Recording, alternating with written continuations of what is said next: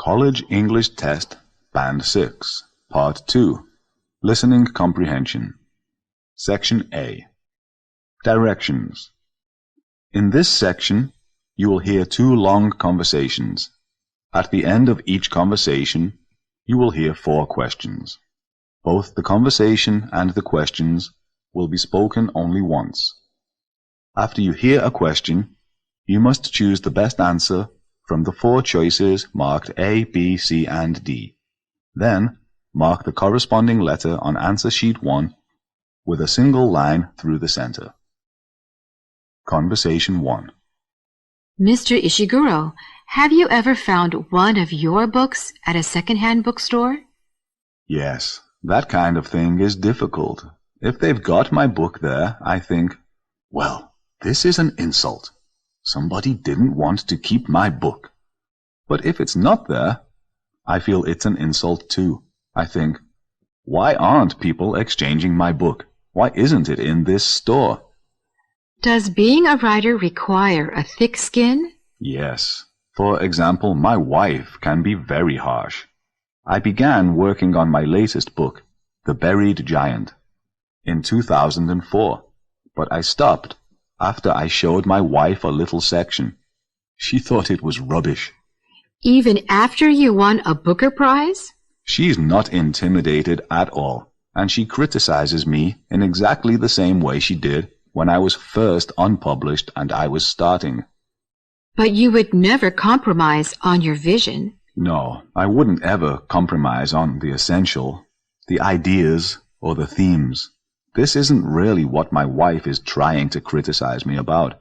It's always about execution. So why did you put your book, The Buried Giant, aside for so long? Apparently you started working on it over 10 years ago. I've often stopped writing a book and left it for a few years, and by the time I come back to it, it may have changed. Usually, my imagination has moved on, and I can think of different contexts, or a different way to do it. What does it feel like when you finally finish a book? It's funny you ask that because I never have this moment when I feel, I've finished. I watch footballers at the end of the match, you know. The whistle goes and they've won or lost. Until then, they've been giving everything they have, and at that moment they know it's over. It's funny for an author. There's never a finishing whistle. Questions 1 to 4 are based on the conversation you have just heard. Question 1. How would the man feel if he found his book in a second-hand bookstore?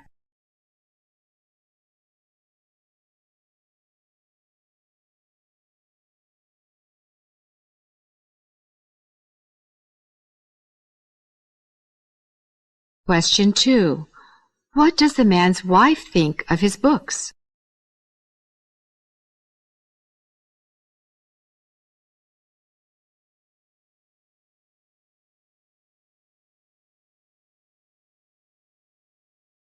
Question 3. What does the man do when he engages in writing?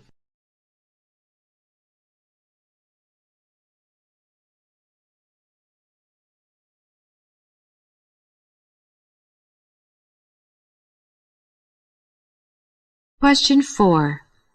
What does the man want to say by mentioning the football match?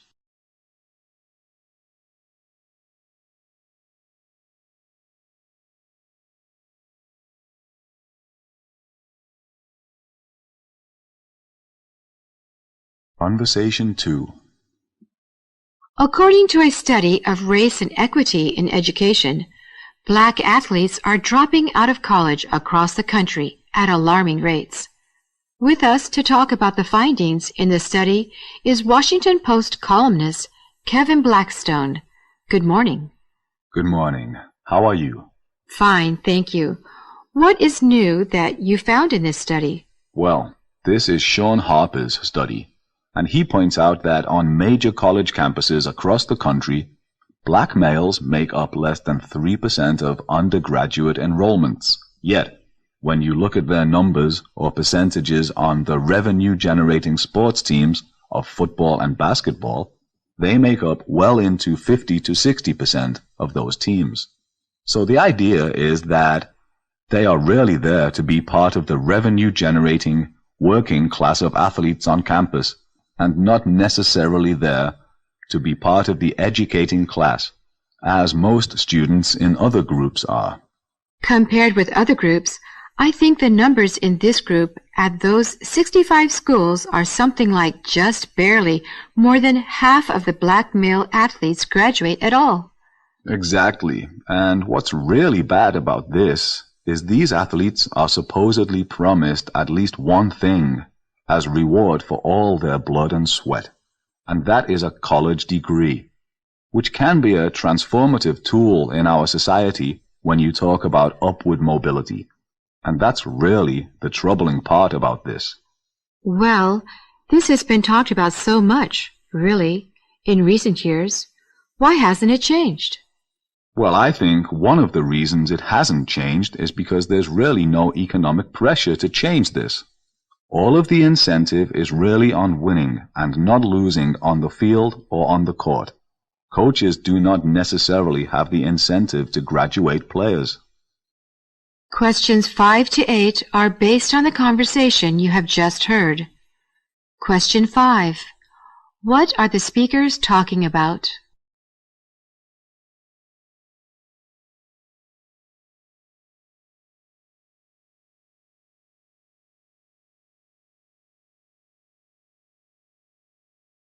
Question 6. What is the new finding about black male athletes in this study?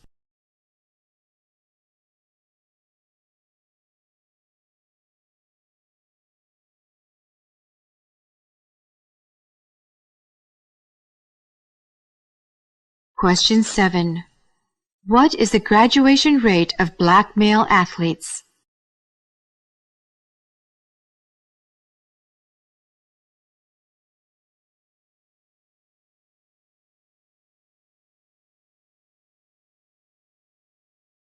Question 8. What accounts for black athletes' failure to obtain a college degree according to the man?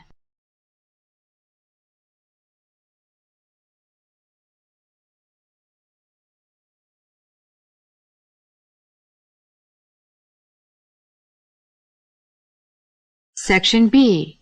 Directions. In this section, you will hear 2 passages. At the end of each passage, you will hear 3 or 4 questions.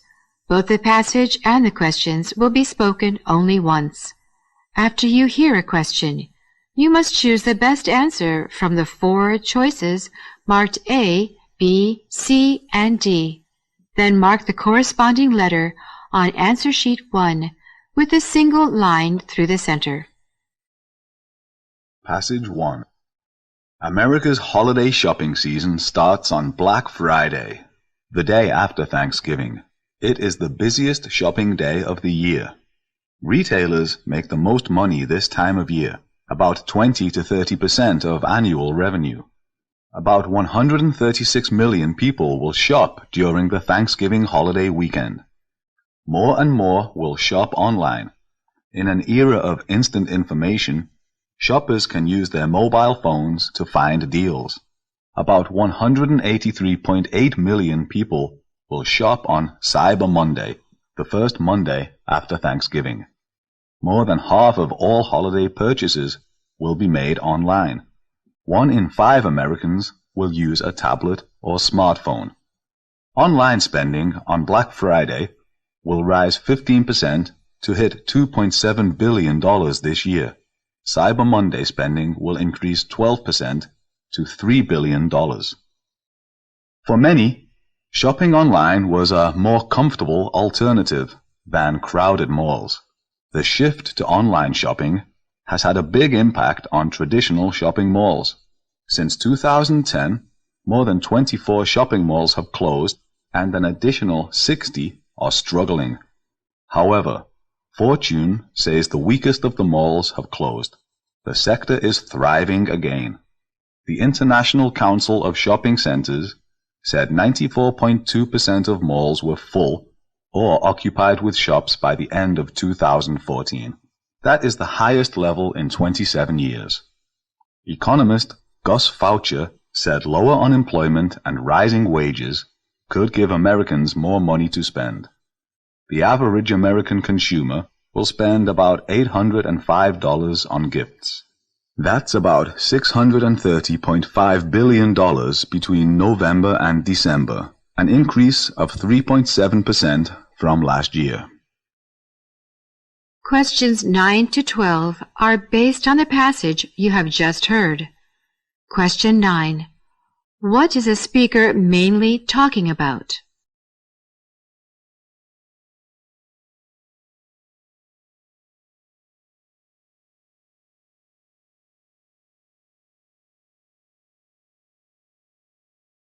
Question 10. How many people will shop on Cyber Monday?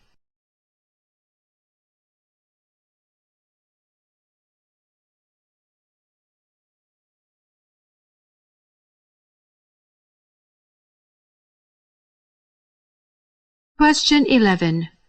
What does Fortune say about traditional shopping malls?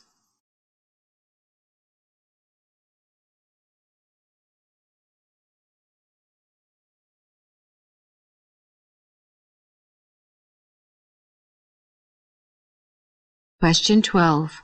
What is said to account for the increased number of shoppers?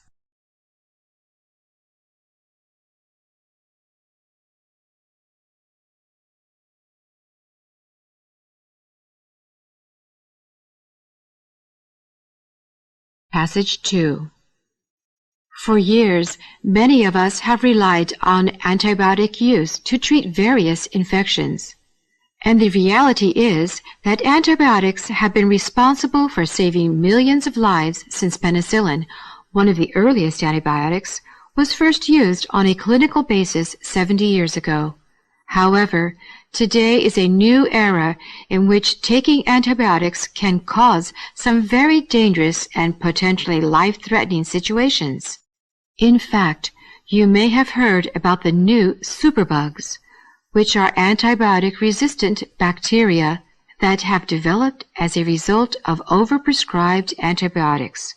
In the past, health experts warned us that the day would come in which it would become very difficult to provide medical care for even common problems, such as lung infection or severe sore throat. And apparently that day has come, because seemingly routine operations, such as knee replacements, are now much more hazardous due to the looming threat of these infections. The problem has grown into such epidemic proportions that this severe strain of resistant bacteria is being blamed for nearly 700,000 deaths each year throughout the world. And unfortunately, health experts worry that the number will rise to 10 million or more on a yearly basis by 2050. With such a large life-threatening epidemic, it is sad to say that only 1.2% of budgetary money for the National Institutes of Health is currently being spent on research to tackle this problem. This is a far cry from the funds necessary for a problem of such magnitude. Questions 13 to 15 are based on the passage you have just heard. Question 13. What do we learn about the superbugs?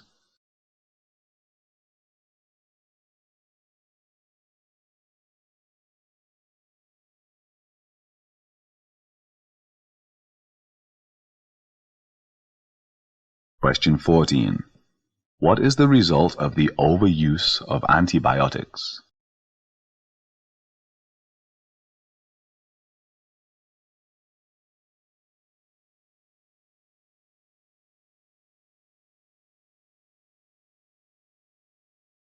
Question 15. What is most urgently needed for tackling the large, life-threatening epidemic, according to the speaker?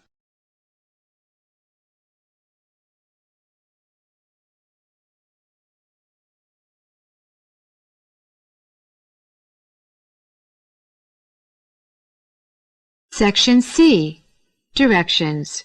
In this section, you will hear 3 recordings of lectures or talks followed by 3 or 4 questions. The recordings will be played only once. After you hear a question, you must choose the best answer from the 4 choices marked A, B, C, and D. Then mark the corresponding letter on answer sheet 1 with a single line through the center. Recording 1. This is the reason you are here in a university. You are here to be educated. You are here to understand thinking better and to think better yourself. It's not a chance you're going to have throughout your lifetime. For the next few years, you have a chance to focus on thinking. I think about some of the students who took advantage of their opportunities in a university. One of the stories I always like to tell is of a freshman seminar that I had a chance to teach at Harvard when I was president of the university. I taught a seminar on globalization, and I assigned a reading that I had written about global capital flows. And, as I did each week, I asked one of the students to introduce the readings. And this young man, in October of his freshman year, said something like the following. The reading by President Summers on the flow of capital across countries, it was kind of interesting, but the data did not come close to supporting the conclusions. And I thought to myself, what a fantastic thing this was. How could somebody who had been there for 5 weeks tell the person who had the title President that he didn't really know what he was talking about? And it was a special moment. Now, I don't want to be misunderstood. I explained to my student that I actually thought he was rather more confused than I was, and I argued back. But what was really important about that was the universities stand out as places that really are about the authority of ideas. You see it in faculty members who are pleased when their students make a discovery that undermines a cherished theory that they had put forward. I think of another student I had who came to me one evening, walked into my office and said that I had written a pretty good paper, but that it had 5 important mistakes, and that he wanted a job. You could debate whether they actually were mistakes, but you couldn't debate that young man's hunger to learn. You could not debate that that young man was someone who wanted to make a difference in economics. And he is today a professor of economics, and his works are more cited as an economist than any other economist in the world. Questions 16 to 18 are based on the recording you have just heard. Question 16. What does the speaker say about a university?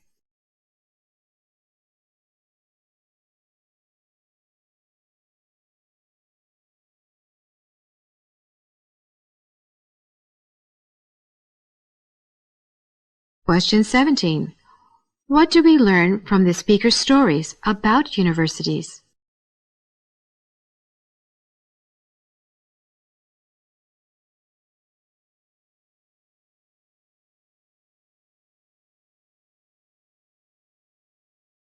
Question 18.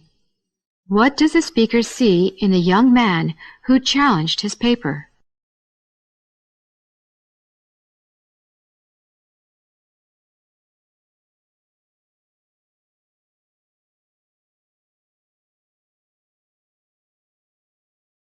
Recording 2.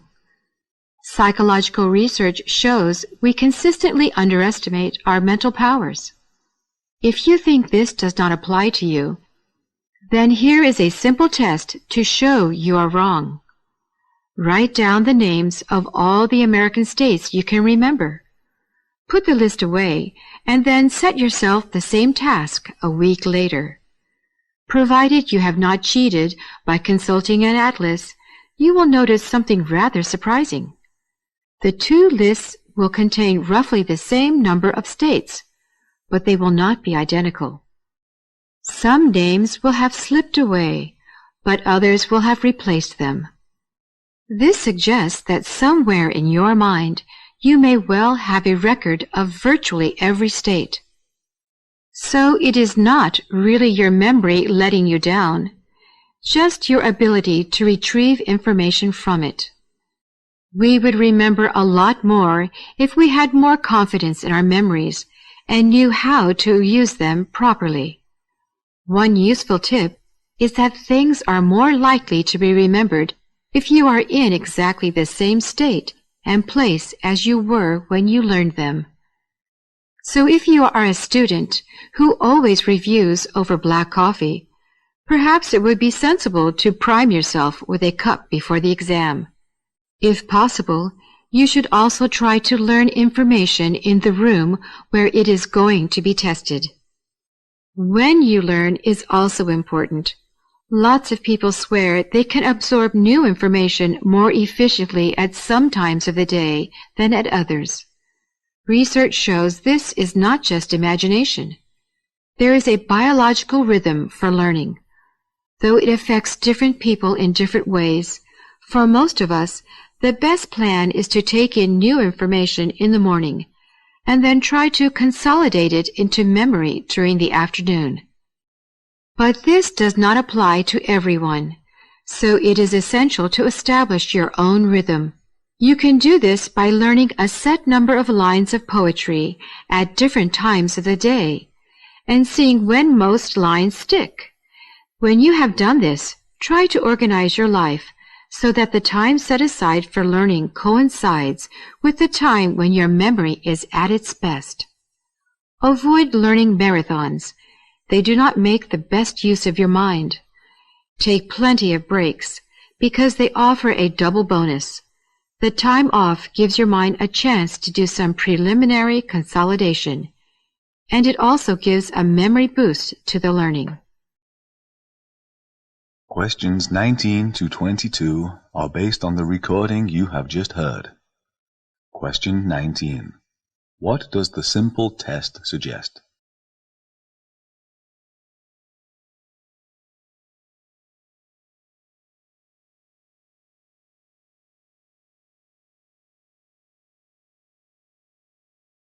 Question 20. What do we learn about the two lists in the test?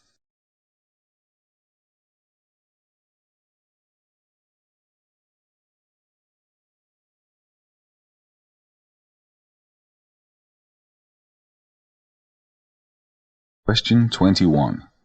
What does the speaker suggest about preparing for and taking an exam?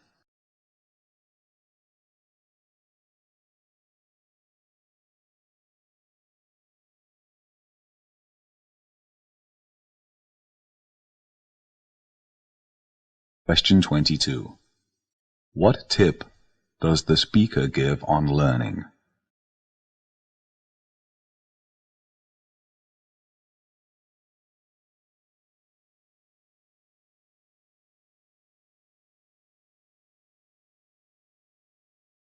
Recording 3. Hello. Today I'm going to talk about poverty. Poverty has become a critical issue in today's world. It concerns not only us sociologists, but also economists, politicians, and business people. Poverty has been understood in many different ways. One useful way is to distinguish between 3 degrees of poverty: extreme poverty, moderate poverty, and relative poverty. The first type of poverty is extreme poverty. It's also called absolute poverty. In extreme poverty, households cannot meet basic needs for survival. People are chronically hungry.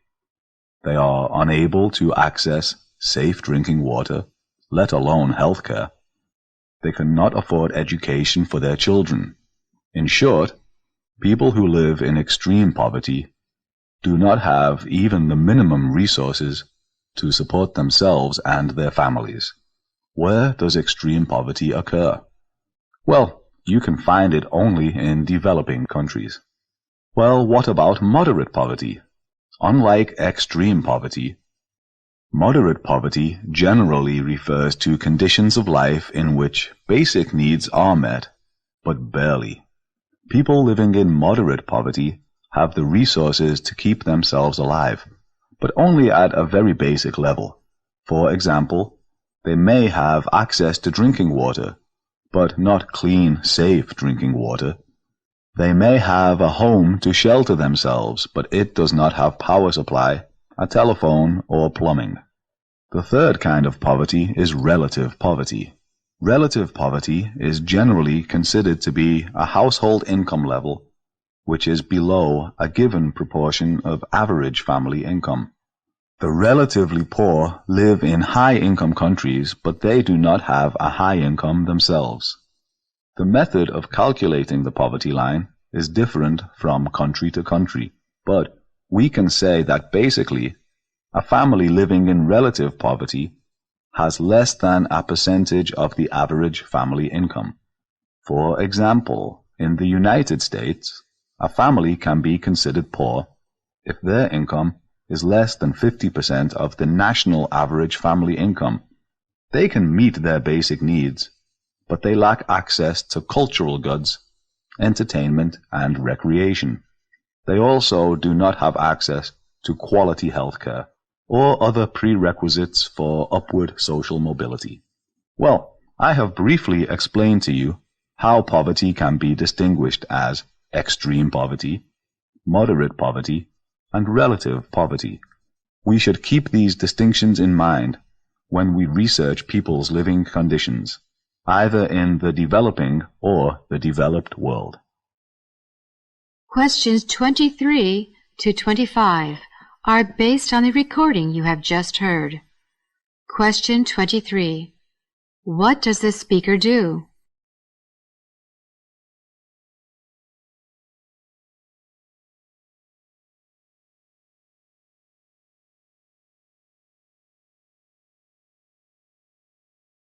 Question 24. Where does the speaker say we can find extreme poverty?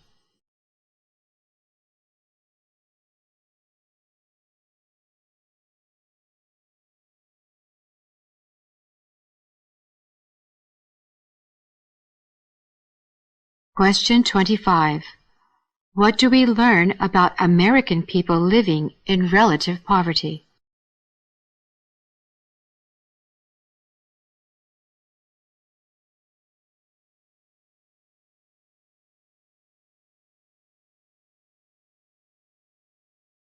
This is the end of listening comprehension.